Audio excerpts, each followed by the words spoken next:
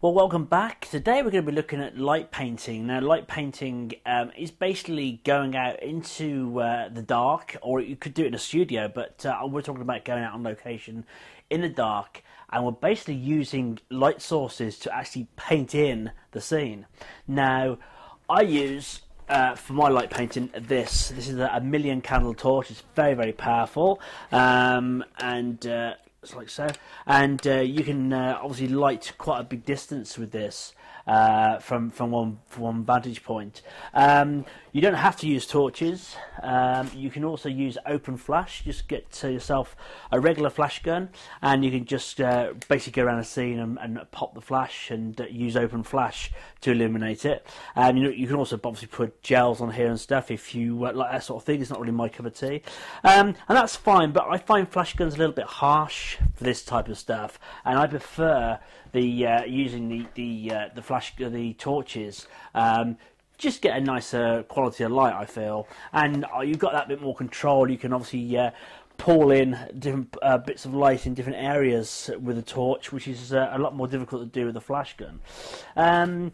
So basically you can use any light source that will illuminate the scene that you want. You could use car headlamps, but obviously again torches are a bit more versatile.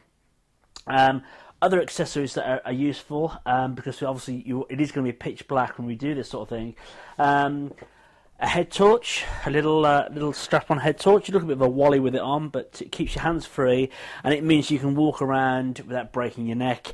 And also, if you need to adjust the camera or anything, it's useful if you've got that on your head. Next thing we're going to look at is obviously the actual kit itself, the actual camera equipment, and what we need. One more thing I should mention: if you do have to move the camera during the shoot and it's dark, you could always use the torch here to shine on your focusing point, what you're photographing, and try and use that to help you focus. But it's not easy, so try and set the camera up where you like to use it and leave it. In terms of actually doing the painting, a lot of people worry that if they're walking around in shot, they're going to be actually photographed themselves. Well, if you keep yourself moving around, then you shouldn't register on the image. Using flash might be a different matter. You've got to be careful not to shine a light source on you, otherwise you will appear in shot. But as long as you keep moving, you should be okay. These type of torches are quite powerful, and you might think you need to stood there for 5 minutes painting away, but quite often or not, that it's you can actually overexpose the image doing that. So the only way to really find out is to give it a try. But as I said, if it's a powerful torch like this one, you probably don't need as much light as you think going through the image. So I think that covers everything. I will put some key facts up on the video at the end, so you can refer to those. The next thing we're going to do is actually go out and do some shots tonight. Now, near me is a lovely little hillside with a single tree on top. Now the plan is we're going to use the torch to illuminate the hill and the tree on top of it. And the forecast is actually for a clear night sky tonight. So if that's the case, there's a good chance we can get some star trails in shot as well. And that's the real beauty of this stuff, is that you can really get some dramatic skies if you get a clear sky with all these moving star trails in shot. So I'm hoping that is the case, and we can get some of that.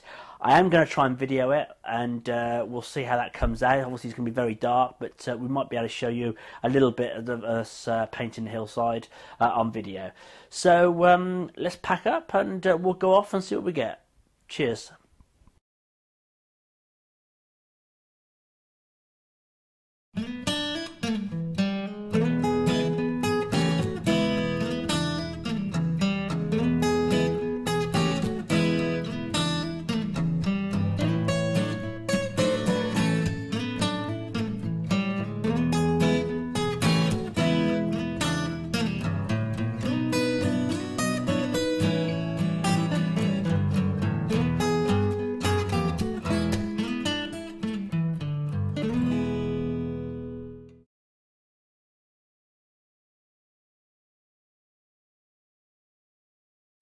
Well, welcome back. I hope you enjoyed that bit of video of my shoot. It went rather well. We had some good light, and we got some good shots. The reason I'm just going to walk you through this next stage is to, again, just give you some tips of how it's best to shoot this sort of stuff. I don't really like using the word hit and miss, but light painting is kind of like that. It's a very unique way of working, and by that I mean when you walk up the hillside or whatever you're shooting, and you start painting with that torch, you're never going to get two exact same images. So each image is going to be different. Now, in between shooting this video, I did a workshop with a group of people, and I took them up to this location, and we did some light painting. And I actually went up the hill and with the torch, and obviously the other guys shot stuff. So we had time to experiment, and I tried all sorts of different things. I walked up the hill in a zigzag, pointed a torch down at the ground. I walked down the hill with the torch pointing towards the cameras, and we just really had a mess about it. It was a really good fun. But the results we've got were, unfortunately, I obviously didn't shoot, and I think all the guys on the workshop did some shots. But from what I saw of the images that they got, we've got some very, very varied results. So it's great just to experiment. So the point I'm making with this is, if you're going to do this type of thing, it kind of makes sense to shoot the images in different stages. For instance, you can take your light painting and try some different effects for that, like I've done on the hillside here, and use those in one exposure. You could then go on to move to painting a tree, which I've done here, and this one, and try a few different experiments on that. And then obviously, when you feel you've got the images you want, you could then go on to just expose them for your sky. Now, obviously, these ones I did both. I did the tree and the sky in one, but you could just basically layer the images then in Photoshop. As long as your camera's locked down nice and tight, you should, touch wood, shouldn't have any problems combining those in Photoshop. And what this really means is you're keeping versatile. You've got options open to you. You're not restricted by, trying to get. I mean, it'd be great to get this image all in one shot. And as I said here, I've tried to do the tree and the sky together for whatever reason. I can't remember why I did that, but there's obviously a reason for it. But you need just to think ahead a little bit and plan these things. But it's good to keep your options open. Right, so back to the images here. I'm going to just give you a little walkthrough of how I approach this particular shoot. First of all, I started shooting about 30 to 45 minutes after sunset. Now, another indication, there's a couple of other indications of when to start shooting. One is when you can see the torchlight, like here, showing up fairly clearly in your scene. The other indication is, you need to be shooting at around 30 seconds because you're not going to have time to do any light painting if the exposure is any shorter than that. Well, I mentioned elsewhere in the video that you need to use wide apertures. I shot these at f4 at 200 ISO. You need, obviously, if you can use smaller apertures like f5, 6, all the better, I think, but it's very unlikely. So I focused on the tree, shot at f4, and these ones here were shot around 30 seconds. These later ones here were obviously longer exposures, still at f4, but I concentrated on doing the light painting on the hillside first. And then once I'd got a fair few of those and was happy with what I got, I then moved on and did some exposures for the tree.